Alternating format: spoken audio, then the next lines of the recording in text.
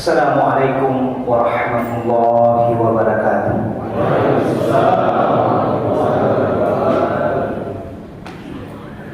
Alhamdulillah, alladzi bi ni'matihi tatimmus shalihat. Wassalatu wassalamu ala asyrafil makhluqat sayyidina Muhammadin wa ala alihi wa ashabihi as-sabiqina ilal khairat. Amma ba'd, faqad qala Allah subhanahu wa ta'ala fil Qur'anil Karim wa huwa asdaqul qailin. A'udzu billahi minasy syaithanir rajim. Bismillahirrahmanirrahim. In ahsantum li anfusikum wa in asa'tum falaha. Subhanallahul azim. Jemaah tarawih yang dimuliakan oleh Allah Subhanahu wa taala.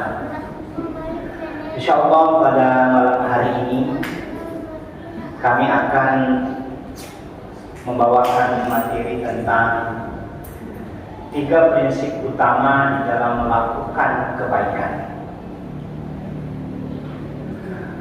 Stephen Post di dalam sebuah bukunya When Good Things Happen to Good People pernah bercerita, ada seorang anak muda yang bekerja sebagai wiraniaga di dalam sebuah perusahaan fresh food di Amerika untuk membiayai kuliahnya di salah satu fakultas kedokteran di universitas terkenal di Amerika. Suatu ketika anak muda ini lapar sekali dan dia tidak memiliki uang sepeser pun untuk membeli makanan. Beliau belum gajian dan pada saat-saat itu dia tidak memiliki uang untuk membeli makanan. Akhirnya anak muda ini memberanikan diri untuk mengetuk pintu tetangganya. Dan alangkah kagetnya ketika yang membukakan pintu itu adalah seorang nenek tua yang sangat berlenteh. Anak muda mengurungkan niatnya untuk meminta makanan. Dia meminta segelas air putih. Tetapi karena firasatnya orang tua ini bagus, dia melihat anak muda ini lapar.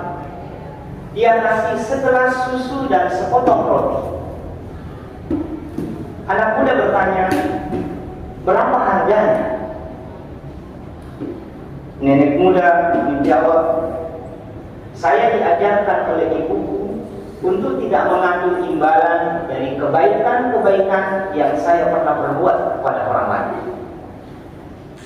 Anak muda ini berterima kasih kepada nenek tua karena ternyata di zaman seperti ini masih ada orang yang memiliki prinsip seperti ini.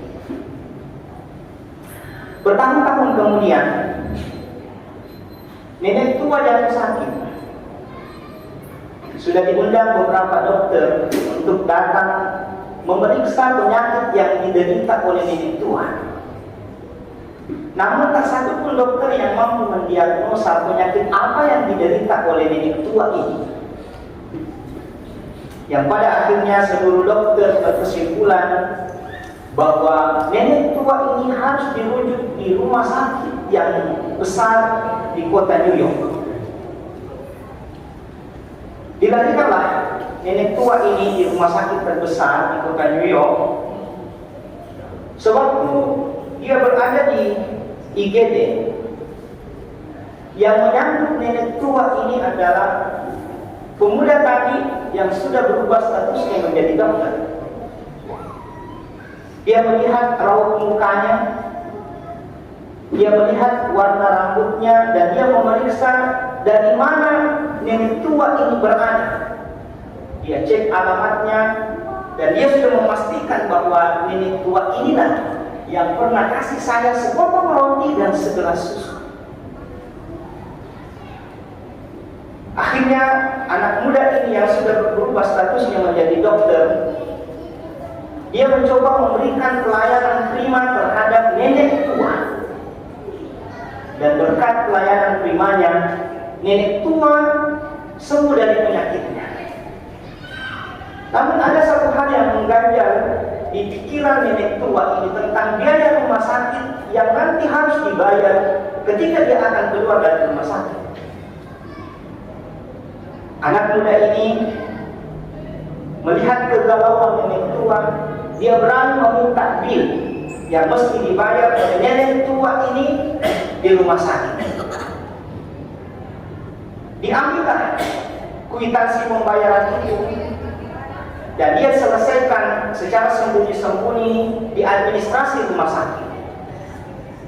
Lalu dia tulis sepucuk surat setelah dia selesaikan itu bahwa biaya rumah sakit Anda sudah dibayar dengan segala susu dan sepotong roti. Nenek tua berterima kasih kepada anak muda karena ternyata di zaman seperti ini masih ada juga orang yang seperti ini yang mau memberikan bantuan terhadap orang-orang yang pernah berbuat baik kepadanya. Hadirin yang dimuliakan oleh Allah Subhanahu wa Ta'ala, dari kisah tadi kita terkesima dari apa yang dilakukan oleh nenek tua yang mencoba memberikan bantuan terhadap orang-orang yang pada saat itu membutuhkan uluran tangan. Pada saat yang sama kita terdecak kagum terhadap anak muda yang mencoba untuk membalas kebaikan-kebaikan yang pernah diperbuat kepadanya. Nah, kalau ini kita larikan masuk di dalam ajaran agama kita temukan justifikasinya di dalam Al-Quran. In ahsantum li anfusikum. Jika kalian itu berbuat baik, pada hakikatnya Anda berbuat baik kepada diri Anda sendiri. Wa in asatum, jika kalian itu berbuat jahat, maka pada hakikatnya padahal Anda berbuat jahat kepada diri Anda sendiri. Oleh karena itu dalam kehidupan kita sebagai seorang muslim, lakukanlah yang disebut dengan kebaikan itu. Karena kebaikan-kebaikan yang kita lakukan itu akan terpantul kepada diri kita sendiri. Kalau kita berbuat baik kepada anak kita, niscaya anak kita nanti itu akan berbuat baik kepada kita. Kalau kita berbuat baik kepada tetangga kita, keluarga kita, niscaya pantulan-pantulan kebaikan kita akan terpantul kepada kita, bukan kepada orang itu.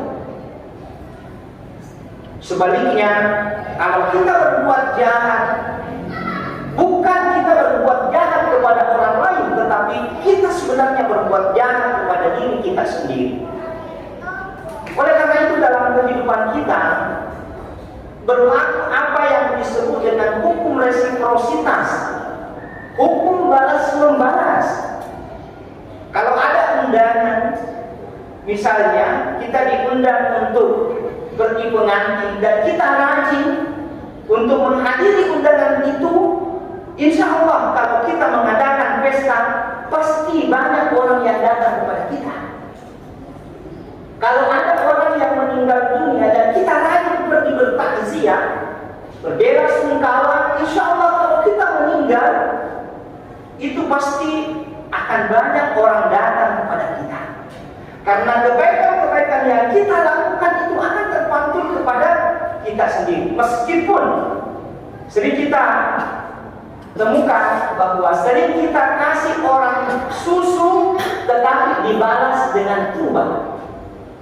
Kalau seperti itu, kita yakinkan diri kita bahwa orang itu bukan perpanjangan tangan Allah Subhanahu wa Ta'ala untuk membalas kebaikan-kebaikan kita. Pada timing yang tepat, pada waktu yang tepat, ada orang datang kepada kita untuk memberikan bantuan-bantuan kepada kita. Hadirin yang dimuliakan oleh Allah Subhanahu wa Ta'ala. Oleh karena itu, di dalam melakukan kebaikan itu setidaknya ada 3 prinsip utamanya. Yang pertama adalah jangan memandang enteng dan remeh yang namanya kebaikan. Sekecil apapun bentuknya, kalau itu adalah kebaikan, lakukan. Ya. Allah Subhanahu wa Ta'ala mengatakan, "Faman ya'mal mithqala dzarratin khairan yarah."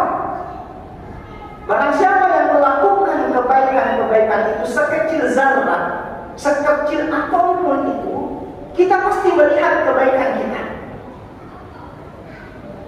Jangan misalnya mengatakan hanya kita memberikan uang 1.000 rupiah itu sedikit.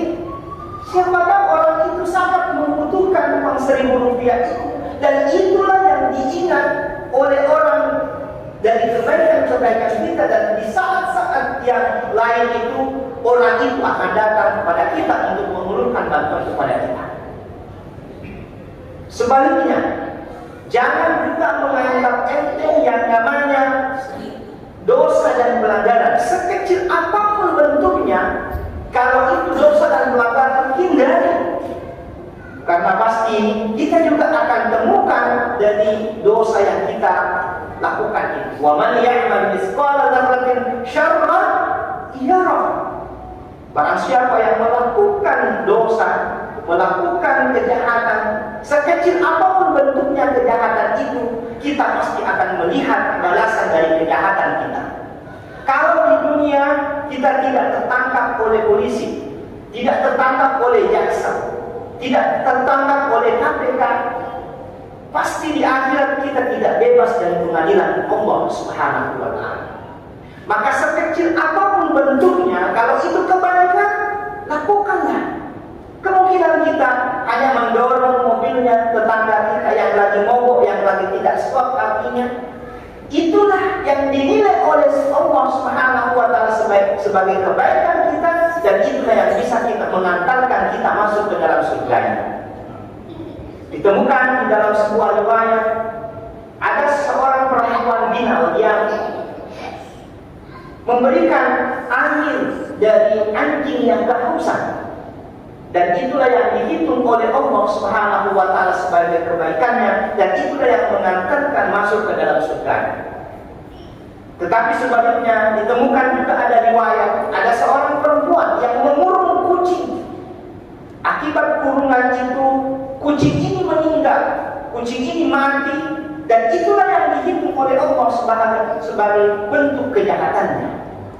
Maka kata kuncinya bahwa sekecil apapun itu bentuk kebaikan, lakukanlah. Dan sekecil apapun bentuknya dari dosa, tinggalkan. Karena kita tidak tahu kebaikan yang mana yang diterima oleh Allah Subhanahu wa Ta'ala dari kita. Yang kedua, prinsip kebaikan itu adalah jangan sama sekali kita menunda-nunda waktu untuk melakukan kebaikan. Jangan selalu kita mengatakan bahwa besok. Jangan selalu kita mengatakan bahwa lusa baru saya melakukan kebaikan. Nanti saya jadi pejabat baru melakukan kebaikan. Nanti saya memiliki banyak uang baru bersedekah. Ini prinsip jelek sekali. Ya, jangan-jangan nanti kita tidak pernah kaya-kaya, yang pada akhirnya kita tidak pernah bersedekah. Ya. Oleh karena itu, kapan kita memiliki kesempatan, memiliki peluang untuk melakukan kebaikan, lakukanlah kebaikan itu. Karena apa? Tidak ada yang bisa menggaransi kapan malakul maut datang kepada kita untuk mencabut nyawa kita. Maka ketika ada peluang-peluang untuk kita melakukan kebaikan-kebaikan itu, lakukanlah kebaikan itu tanpa harus menunda-nunda waktu, tanpa harus menunggu peluang dan seterusnya. Hadirin yang dimuliakan oleh Allah Subhanahu wa Ta'ala. Yang ketiga, ketika kita mau melakukan kebaikan, jangan ada kesan-kesan primordialisme di dalam melakukan kebaikan itu. Jangan ada kesan membeda-bedakan antara satu orang dengan orang yang lain di dalam melakukan kebaikan. Sering kita orang Bugis Makassar memiliki prinsip yang sangat jelek sekali. Begini bantu ternyata oke. Tidak usah ini bantu. Bukan di orang Makassar, orang luar, orang Jawa gitu. Jangan dibantu, bukan orang Muslim, dia orang Kristen. Ini yang sangat jelek. Jangan selalu kita ada kesan primordialisme seperti itu ketika kita mau melakukan kebaikan itu. Karena kita tidak tahu nanti kapan dan timing yang tepat dari kebaikan-kebaikan itu dibalas oleh orang. Kemungkinan yang kita bantu itu adalah non-muslim. Ya. Suatu ketika ada non-muslim misalnya meletus ban mobilnya, lalu kita tambalkan bannya itu, ya kita juga melakukan perjalanan, kebetulan kita yaitu meletus juga ban mobil kita, kebetulan di depan rumah yang pernah kita tambal ban. Ya. Oleh karena itu jangan ada kesan-kesan primordialisme ketika kita mau melakukan kebaikan. Saya sangat terkesan prinsipnya Pak JK ketika pengungsi Rohingya itu datang ke Indonesia. Apa kata Pak JK? Bantu saja, ya, terima saja. Karena apa? Ketika Anda berada pada posisi seperti itu, tidakkah Anda butuh yang namanya bertepuk tangan? Oleh karena itu, jangan ada kesan-kesan primordialisme untuk melakukan kebaikan. Saya bercerita sedikit, konon di Jawa Barat pernah terjadi. Saya bilang konon ini karena boleh jadi ini tidak panik, yaitu riwayatnya. Itu pernah di Jawa Barat ada orang yang disambar motor, sudah tergeletak di pinggir jalan. Ya, orang sudah berdatangan mau memberikan pertolongan, tetapi pertanyaan pertama yang diajukan kepada temannya sudah ditabrak motor ini, apakah ini muslim atau non muslim? Kata temannya, karena ini orang Indonesia, dia adalah orang muslim. Setelah dia tahu bahwa dia orang muslim, dia tanya lagi, apakah ini sunni atau syiah? Ya, karena dua afiliasi keagamaannya orang muslim, kalau bukan sunni, dia syiah. Orang Indonesia kebanyakannya sunni. Setelah dia tahu bahwa dia sunni, dia tanya lagi, apakah dia NU atau Muhammadiyah? Ya, karena dua afiliasi organisasi keagamaan kalau orang sunni di Indonesia, kalau bukan NU, Muhammadiyah. Dibuka dompetnya, ada kartu NU. Ditanya lagi, apakah dia P3 atau PKB? Karena dua itu anunya. Kalau bukan P3, dia PKB. Ternyata ada kartu P3-nya. Ditanya lagi, ini P3-nya Hamzahas atau P3-nya Zainuddin MC? Ya, ini ada kesan-kesan seperti itu. Jangan sama sekali ketika kita mau melakukan kebaikan, jangan ada kesan-kesan primordialisme, membeda-bedakan antara satu orang dengan orang yang lain. Karena itulah yang diajarkan oleh agama kita. Saya menutup ceramah saya dengan bait syair yang pernah ditulis oleh Bujanda. Beliau mengatakan, "Azri jamilan walau fi ghairi mawdi'ihi." Tanamlah kebaikan itu meskipun bukan pada tempatnya. Lan yadhi'a jamilun ainama zuri'a. Tidak pernah hilang yang disebut dengan kebaikan itu dimanapun ditanam. Innal jamila walau qala zamanu bihi. Sesungguhnya kebaikan-kebaikan itu meskipun bertahun-tahun kita tanam, falaysa yahsuduhu illa alladhi zara'a. Tidak ada yang bisa menuai kebaikan itu kecuali dari orang-orang yang pernah menanamnya.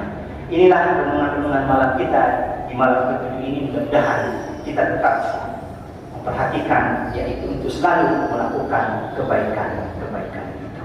In ahsantum li anfusikum.